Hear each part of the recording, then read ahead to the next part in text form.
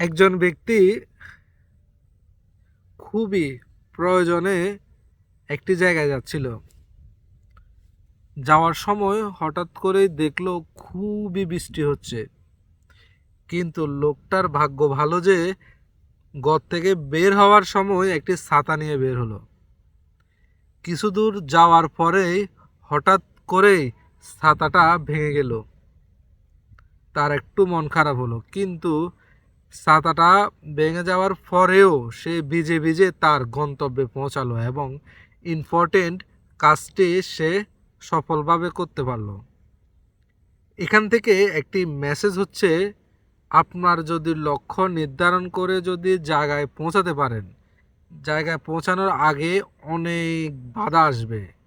বাধাগুলোকে যদি অতিক্রম করে আপনি আপনার লক্ষ্যে, আপনার জায়গায়, আপনার গন্তব্যে পৌঁছাতে পারেন, তাহলে আপনি নিজেও সফল হতে পারবেন, ভালো জায়গায় যেতে পারবেন।